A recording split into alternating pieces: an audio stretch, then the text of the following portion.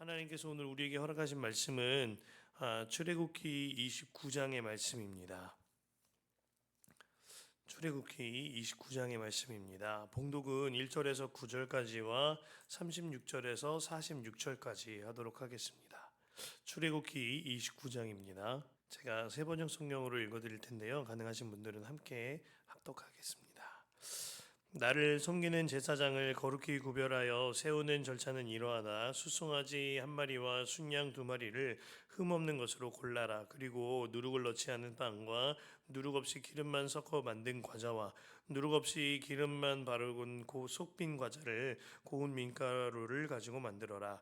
너는 그것을 모두 한 광주리에 넣어서 수송아리와 두 마리 순양과 함께 광주리째 바쳐라.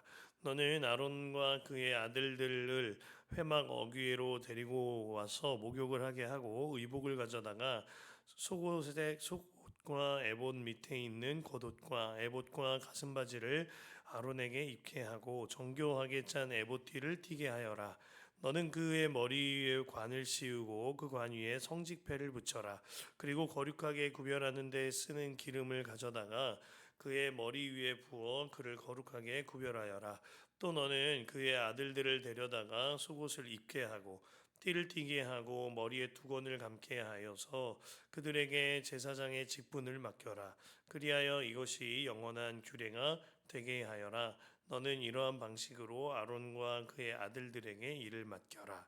36절에서 40절까지 46절까지입니다. 너는 날마다 수송아지 한 마리씩을 바쳐서 죄를 속하는 속죄제를 드려라. 너는 제단 위에 속죄 제물을 드려서 그 제단을 깨끗하게 하고 그것에 기름을 부어서 거룩하게 하여라. 너는 이래 동안 제단 위에 속죄 제물을 드려서 제단을 거룩하게 하여라. 그렇게 하면 그 제단은 가장 거룩하게 되고 그 제단에 닿는 것도 모두 거룩하게 될 것이다. 네가 제단 위에 바쳐야 할 것은 이러하다. 1년 된 어린 순양 두 마리를 날마다 바쳐야 한다. 순양 한 마리는 아침에 바치고 다른 한 마리는 순양은 저녁에 바쳐라. 첫 번째 순양을 바칠 때에는 고운 밀가루 10분의 1 에바와 찌어 짠 기름 4분의 1 흰을 섞어서 바치고 포도주 4분의 1 흰을 부어 드리는 제물로 바쳐라. 너는 저녁에 두 번째 순양을 바칠 때에도 아침에 한 것처럼 같은 양의 곡식 제물과 부어 드리는 제물을 바쳐라. 이것이 향기로 주를 기쁘게 하는 살라 바치는 제사이다. 이것은 너희가 대대로 계속해서 주 앞 회막 어귀에서 바칠 번제이며 내가 거기에서 너희를 만날 것이고 거기에서 너희에게 말하겠다. 내가 거기에서 이스라엘 자손을 만날 것이다. 거기에서 나의 영광을 나타내어 그곳이 거룩한 곳이 되게 하겠다. 내가 회막과 제단을 거룩하게 하고 아론과 그의 아들들을 거룩하게 하여 나를 섬기는 제사장으로 삼겠다.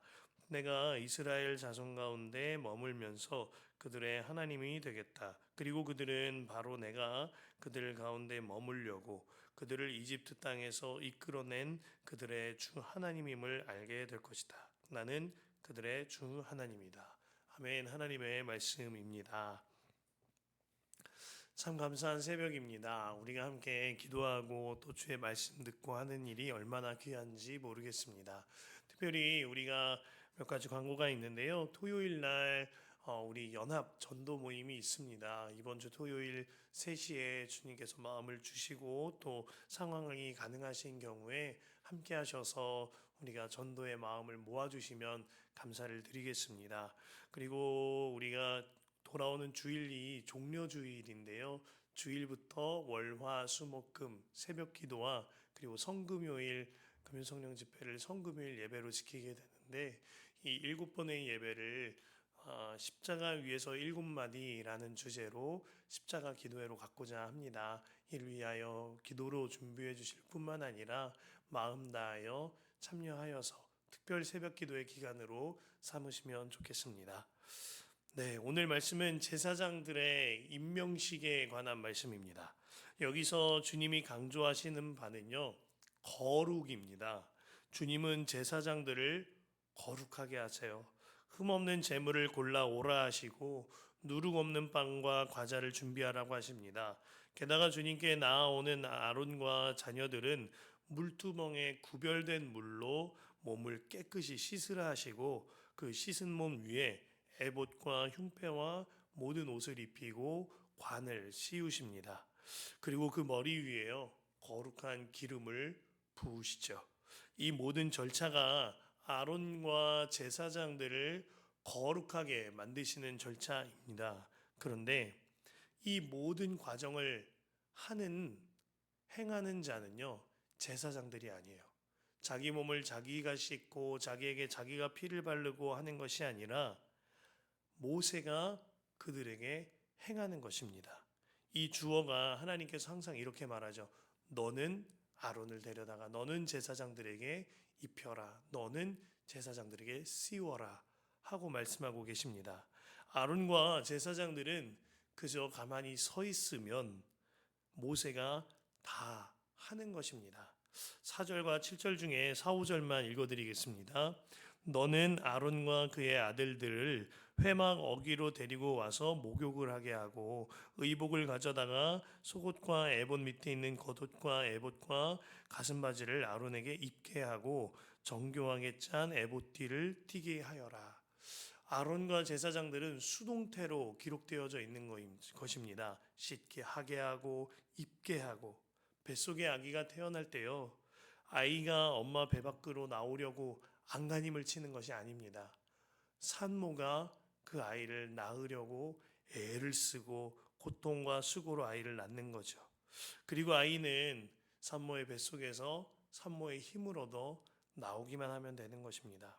이와 같이 아론은 가만히 주께서 시키시는 대로 주께서 행하게 하시는 대로 가만히 하면 되는 것입니다. 하나님이 그를 거룩하게 하시고 씻으셔서 새 옷을 입히시는 거예요. 이 일에 아론과 제사장들에게만 이루어진 일이 아닙니다. 우리 모두에게 이루어진 일이에요. 우리가 거듭날 때에 우리가 힘을 들인 것이 아닙니다. 예수님이 우리를 대신하여 십자가를 짊어지셨고 우리는 그 십자가에 달리사 해산의 그 고통으로 우리의 모든 죄를 씻으사 우리를 자녀 삼으셨습니다. 우리는 한 가지 부정한 나를 거룩하다고 하시고 죄 있는 나를 의인이라고 여겨주신 분, 거듭나게 하신 분, 그 예수님을 믿기만 하면 되는 것입니다.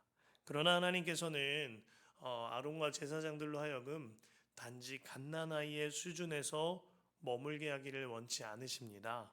하나님께서는요, 어제 함께 보았듯이 아론의 두 어깨에는 12지파의 이름이 써진 호마노를 올려두셨고 그의 가슴에는 12지파를 상징하는 12개의 보석을 붙여둔 흉패를 달게 하셨습니다. 주님은 아론으로 하여금 그리고 우리로 하여금 단지 갓난아기의 수준에서 머무는 것이 아니라 한 공동체의 대표자로서 한 민족의 중보자로서 부르고 계신 것입니다. 그래서 주님께서는요, 숫송아지로 속죄제를 드리고 양으로 번제를 드리라고 말씀하고 계십니다. 그 말씀이 36절 말씀인데요. 너는 날마다 숫송아지 한 마리씩을 바쳐서 죄를 속하는 속죄제를 드려라. 너는 제단 위에 속죄제물을 드려서 그 제단을 깨끗하게 하고 그것에 기름을 부어서 거룩하게 하여라. 너는 37절에 너는 이래 동안 제단 위에 속죄제물을 드려서 제단을 거룩하게 하여라. 그렇게 하면 그 제단은 가장 거룩하게 되고 그 제단에 닿는 것도 모두 거룩하게 될 것이다. 숫송아지를 통하여서 우리 모든 죄를 정하게 하시는 것입니다. 또한 본문에 양을 드리는 번제 곧 모든 제물을 불에 태워드리는 이 제사를 통하여 우리로 하여금 헌신하는 자리로 나아가게 하는 것이죠. 그 피를 제사장에게 묻히고 뿌리려거니와 관유를 부어주심으로써 말미암아 하나님 앞으로 나아갈 때 보혈의 피를 힘입어 담대하게 나아가게 하시는 것입니다. 그 가운데 제 마음을 사로잡은 한 구절이 있습니다. 37절의 하반절인데요. 그렇게 하면 그 제단은 가장 거룩하게 되고 그 제단에 닿는 것도 모두 거룩하게 될 것이다. 말씀에 보면 그 제단에 닿는 것도 모두 거룩하게 된다라고 말씀하여 주셨습니다. 제사장만 그리고 그 제단만 거룩하게 하시는 것이 아니라 그 제단에 올려지는 모든 것도 거룩하게 한다 하시는 겁니다. 그가 닿는 것까지 거룩하게 만드는 것, 그가 닦고 손질하고 올려놓는 제물까지 거룩하게 만드는 것, 이것에 하나님의 목적이 있는 것입니다. 여기에 우리에게 주시는 메시지가 있습니다. 맞습니다. 하나님께서는 우리를 자녀 삼으사 거룩하게 하셨습니다. 그러나 하나님께서는요, 여기서 그치지 아니하십니다. 우리로 하여금 내가 밟는 땅마다, 내가 밟는 일터와 공동체와 가정마다 주님께서 거룩하게 만드시고자 하는 목적을 가지고 계신 겁니다. 내가 밟는 땅, 내가 향하는 일터, 내가 함께하는 가정, 내가 함께하는 이 공동체, 내가 만나는 모든 이들이 나를 통하여 주님을 바라보게 되는 그 역사로 우리로 하여금 이끌고 계신 것이죠. 제가 어제 원주에서 열리고 있는 그 4차 로잔 운동의 목회자 컨퍼런스에 다녀왔습니다. 3일 동안 이제 숙식을 제공하오나 새벽 기도를 인도하고 오가는 일정을 가질 예정이기는 합니다. 그곳에서 강의 중에 바트 어만이라는 종교학자의 책을 소개받았는데요. 기독교는 어떻게 역사의 승자가 되었나라는 기독교에 대한 굉장히 도전적인 책입니다. 벌써 제목에서부터 기독교에 대한 조금 비판적인 내용이 예상이 되는데요. 기독교에 대한 비판적인 사고를 가진 종교학자인 바트 어만이 쓴 책이라고 합니다. 그는 책에서요, 기독교가 새를 불려서 마치 세상 속에 갑이 된 것처럼 그렇게 우회적으로 비판하며 책을 쓰고 있습니다. 이렇게 기록했어요. 12명의 제자가 3,000명이 되더니 로마 전체가 기독교인이 되었다 하면서 비웃습니다. 당대 전 세계 인구 6천만 명 중 3천만 명이 기독교인이 된 것이다. 그들이 이런 식으로 승자가 되기를 자처했다. 내용이 꽤나 마음을 불편하게 합니다. 마치 기독교가 성장을 목표로 세상을 억누르는 종교처럼 보여지는 것입니다. 그런데 그가 초대교회의 성장에 대하여 말하면서 이렇게 기록합니다. 초대교회의 성장의 이유를 기록하였는데요.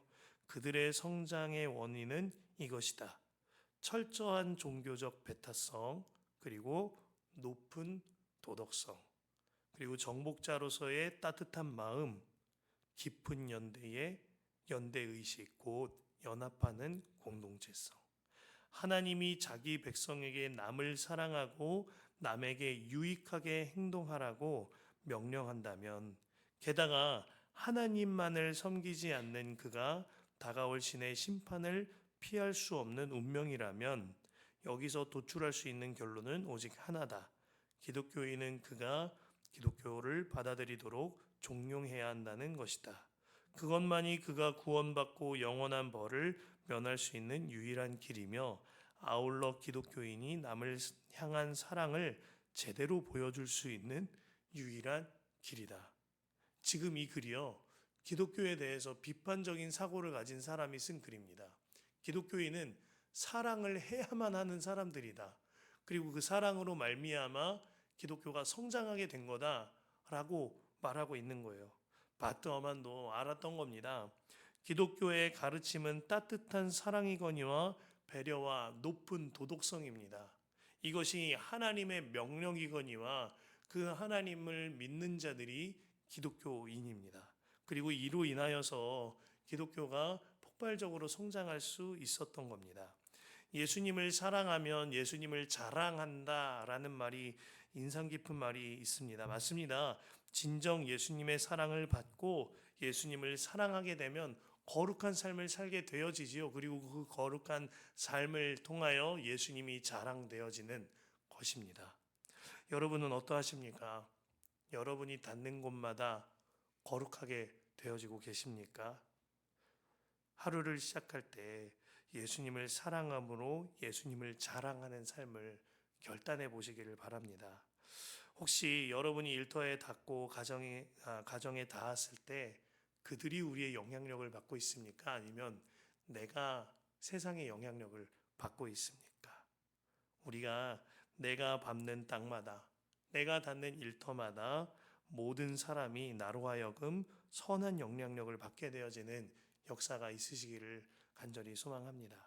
끝으로 주님께서는요, 날마다 주와 함께 만나는 삶으로 초청하고 계십니다. 38절과 39절인데요. 내가 제단 위에 바쳐야 할 것은 이러하다. 1년 된 어린 순양 2마리를 날마다 바쳐야 한다. 순양 1마리는 아침에 바치고 다른 1마리 순양은 저녁에 바쳐라. 아멘입니다. 이는 상번제 곧 아침 저녁으로 매일 드리는 제사인데요. 깜짝 놀랐어요. 아침마다 새벽 예배하고 밤마다 예수 동행일기 쓰시라고 하시는 줄 알고 제가 흠칫 뿌듯했습니다. 그랬는데요. 아이를 사랑하는 아빠는요, 출근해도 아이 생각이 떠나지를 않습니다. 그래서 그렇게도 핸드폰에 애들 영상을 보고 막 남들한테도 보여주고 하는 것입니다. 하나님 마음이 이와 같으신 거예요. 나를 아침에도 보자. 나를 저녁에도 보자. 이곳에서 보자. 나를 아침 저녁으로 보자. 여기서 만나자. 내가 여기에서 이야기해 줄게. 이것이 상번제에 들어있는 우리 하나님 아버지의 마음인 겁니다. 그 마음이 깨달아지면 주를 만나는 내 발걸음도 훨씬 가벼워질 것입니다. 사실 아침과 저녁마다 순양을 잡으라고 하셨거든요. 순양을 잡고 곡식을 빻아서 예배 드리는 일은 굉장히 수고로운 제사입니다. 힘이 들어가는 일이죠. 하지만 그렇게 해서 나의 주님을 만나게 된다면 그 수고로움은 나에게 있어서 수고가 아니라 설레임으로 바뀌는 것입니다. 사랑하는 연인 사이라면, 내 사랑하는 자녀 만나러 가는 길이라면 그 만나러 가는 길이 뭐가 수고롭겠어요? 설레는 길인 거죠. 어떠한 고생을 하고 운전을 하고 달려가도 설레는 길인 거예요. 우리 예수님도 이 마음으로 사실은 하나님 나라에서부터 우리를 사랑하셔서 이 땅까지 그 먼 거리 그리고 그 수고로움 다 감당해서 오신 것입니다. 그 주님과 나도 사랑에 빠지면 매일 아침 저녁으로 주님을 만나고 주님과 교제하는 수고로움이 수고가 아니라 설레임이 되는 거예요. 어젯밤에 한 10시쯤 집회가 끝나서 운전을 하고 오는데 몸이 고단했는데 기뻤습니다. 왜냐하면 웃으실지 모르지만 새벽 기도를 준비하고 새벽 기도를 드리는 일이 제 마음에 설레고 기대가 되었기 때문입니다. 수고로울지 모르지만 섬기는 교회에서 섬기는 이들과 함께 주님을 바라본다는 일이 제게는 너무나 행복하고 감사한 일이었습니다. 그래서 오는 걸음이 가벼웠고 고마웠고 감사했습니다. 제가 그렇지 못한 경우에 슬픔을 조금은 이해를 합니다. 제가 고등학교 시절에 어릴 때부터 섬겼던 교회가 한 3, 4년 안에 담임 목회자가 2번 바뀌는 일이 있었습니다. 저와 함께 자란 친구들도 다 교회를 떠났습니다. 어느새 교회는 텅 비었고 제가 전도했던 몇 명의 친구들만 남게 되었습니다. 교회는 똑같은 교회인데 자리도 똑같이 있는데 건물도 같은데 너무나 달라져 있는 겁니다.